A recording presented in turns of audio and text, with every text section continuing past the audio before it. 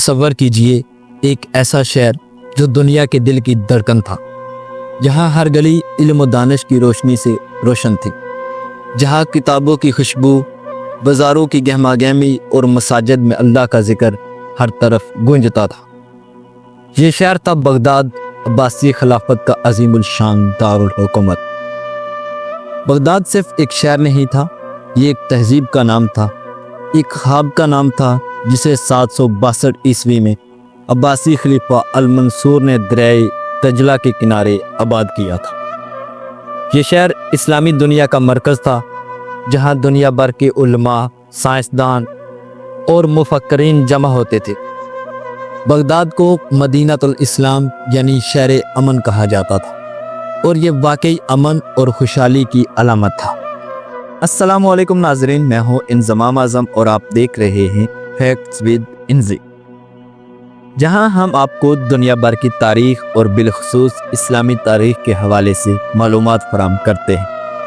Video شروع کرنے سے پہلے ہمیشہ کی طرح آپ سے گزارش ہے کہ ویڈیو کو لائک کر دیں اور ہماری حوصلہ افزائی کے لیے ایک پیارا سا کمنٹ ضرور کیجیے گا۔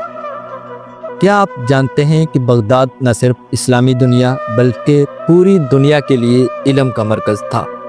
بیت الحکمت یعنی ہاؤس آف وزڈم یہاں قائم تھا، جو دنیا کی پہلی بڑی لائبریریوں اور تحقیقی اداروں میں سے ایک تھی۔ اس لائبریری میں لاکھوں کتابیں محفوظ تھیں، جن میں طب، فلکیات، ریاضی، فلسفہ اور مذہب کے موضوعات پر کام کیا جاتا تھا۔ علماء یونان، روم، فارس اور ہندوستان کے علوم کا ترجمہ عربی زبان میں کرتے تھے اور نئی تحقیق پیش کرتے تھے۔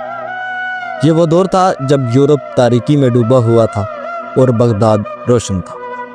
ابن سینا، الخوارزمی اور الفارابی جیسے علماء کے نظریات یہاں پروان چڑھے۔ بغداد میں موجود بازاروں اور گلیوں میں لوگ فلسفے پر بحث کرتے اور نئی ایجادات کی باتیں ہوتی۔ تصور کریں ایک ایسا شہر جہاں ہر شعبہ زندگی اپنے عروج پر تھا۔ صرف علم ہی نہیں، بغداد معیشت اور تعمیرات میں بھی دنیا سے آگے تھا۔ دریائے دجلہ کے کنارے آباد یہ شہر تجارت کا مرکز تھا، جہاں مشرق اور مغرب کے تاجر آتے تھے۔ بغداد کی گلیاں خوشبوؤں، ریشم اور نایاب اشیاء سے بھری ہوتی۔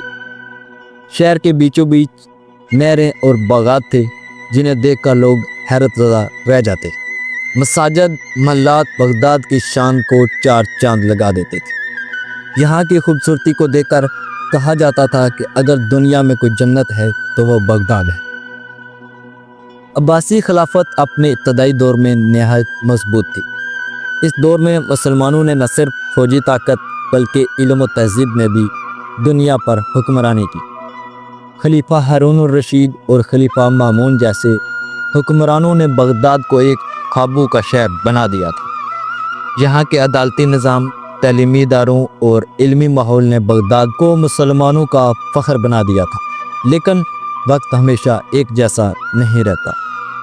خلافت کی کمزوری، اندرونی اختلافات اور حکمرانوں کی نااہلی نے اس عظیم شہر کو مشکلات کے دہانے پر لا کھڑا کیا، اور پھر تاریخ نے ایسا موڑ لیا جس نے ہمیشہ کے لیے بغداد کی روشنی کو مدھم کر دیا۔ تاریخ کے صفحات میں منگول قوم کا ذکر ایک طوفان کی طرح کیا جاتا ہے، ایک ایسا طوفان جس نے شیعہ، مشرق وسطیٰ اور یورپ کو اپنی لپیٹ میں لے لیا۔ منگول کون تھے؟ یہ وہ قبائلی قوم تھی جو موجودہ منگولیا کے علاقے میں آباد تھی، جن کی زندگی سخت سرد موسم، خانہ بدوشی اور جنگی صلاحیتوں پر مبنی تھی۔ ان کا رہنما تھا چنگیز خان، جس کا اصل نام تیموجن تھا۔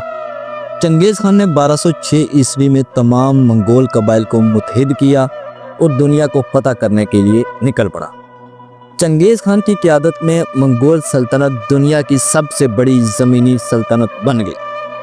منگولوں کی جنگی حکمت عملی انتہائی منفرد اور تباہ کن تھی۔ ان کی فوج گھڑ سوار، تیر اندازوں پر مشتمل ہوتی تھی جو بہت تیز اور بے رحم تھی۔ منگول جاسوس پہلے دشمن کی کمزوریوں کا پتہ لگاتے اور پھر اپنی پوری طاقت سے حملہ کرتے۔ ان کے حملے اتنے اچانک اور زوردار ہوتے کہ دشمن کو سنبھلنے کا موقع نہیں ملتا۔ چنگیز خان کی قیادت میں منگول سلطنت چین، وسطی ایشیا، ایران اور مشرقی یورپ تک پھیل گئی، لیکن 1227 عیسوی میں چنگیز خان کی موت کے بعد بھی منگولوں کا طوفان تھما نہیں۔ چنگیز خان کے بعد منگول سلطنت کو اس کے بیٹوں اور پوتوں کے درمیان تقسیم کر دیا گیا، جن میں سے سب سے اہم یہ تھے: قبلائی خان جس نے چین پر حکمرانی کی، باتو خان جس نے روس اور یورپ کے علاقے فتح کی، ہلاکو خان جس کا مشن اسلامی دنیا کے مرکز بغداد کو فتح کرنا تھا۔ یہ وہ دور تھا جب منگول نہ صرف جنگجو تھے بلکہ ایک طاقتور سلطنت بھی بن چکے تھے، جن کی فوج کے سامنے کوئی بھی ٹھہر نہیں سکتا تھا۔ ہلاکو خان چنگیز خان کا پوتا تھا اور اس کے بھائی نے اسے مغربی ایشیا پر حملے کا حکم دیا۔ ہلاکو خان کو اپنی فوج کے ساتھ مشرقی وسطی کے علاقوں کو فتح کرنا تھا اور عباسی خلافت، فاطمی خلافت اور اسماعیلیہ جیسی ریاستوں کو ختم کرنا تھا۔ اس مشن کا مقصد منگولوں کی حکمرانی کو مضبوط کرنا اور اسلامی دنیا کے مرکز کو تباہ کرنا تھا۔